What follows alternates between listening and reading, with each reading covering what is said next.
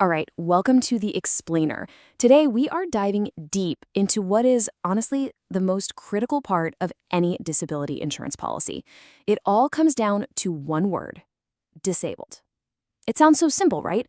But how that single word is defined in your contract, well, that can make all the difference. Let's get into it. Okay, before we get lost in all the policy jargon, let's start with a really basic question. Just think about it for a second. What is your single most valuable financial asset?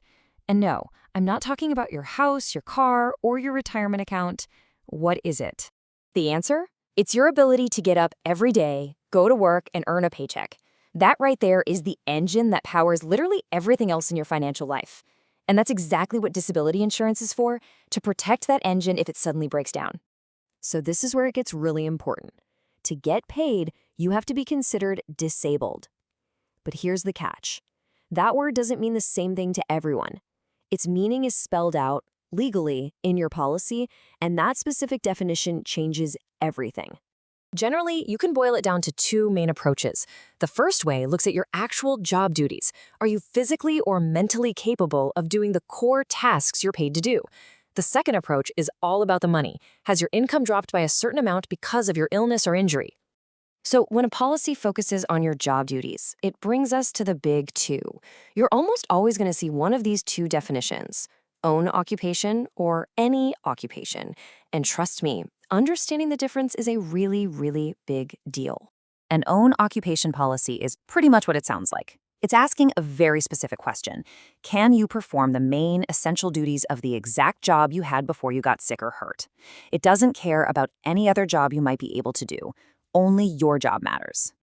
And this example just hits the nail on the head. Imagine a surgeon who develops Parkinson's. Yeah, they can still physically hold a scalpel, but can they keep their hands steady enough to actually perform surgery safely? Absolutely not. That's the most critical, substantial duty of their job.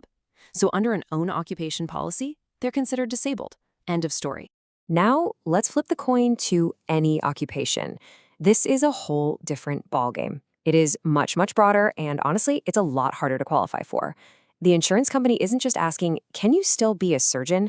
They're asking, well, even if you can't be a surgeon with your medical degree and all that experience, could you be a medical consultant or maybe a professor? It looks at any suitable job out there for you. And this chart just lays out the classic trade-off perfectly, doesn't it? Own occupation gives you, the policyholder, way better protection. It's less restrictive, it's easier to qualify, but you're going to pay a higher premium for that. On the other side, any occupation policies are cheaper, but you're basically giving the insurance company more wiggle room to argue that you could still do some kind of work. Now, it's not always an either-or situation. You'll see a lot of hybrid policies out there. They'll give you the good stuff, that strong own occupation definition, for the first couple of years of a claim. But after that initial period, say 24 months, the rules change, and it switches over to that tougher any occupation standard. You know, not every disability means you can never work again. Far from it. That's why many policies have these really helpful features called at-work benefits, and they're designed to give you financial support as you ease back into the workforce. Partial disability is a great example. This is for those situations where you can go back to your job, just not at 100%. Maybe you can only manage 20 hours a week now instead of 40, or there's one key responsibility you just can't handle anymore. This benefit is there to help fill that income gap. Traditionally, how this works is pretty straightforward. A policy might just pay you a flat amount, typically 50% of your full disability benefit, for a limited time, maybe up to 6 months. It just gives you that financial cushion as you transition back. Then there's something called a residual disability benefit, which is a bit more modern, a bit more precise.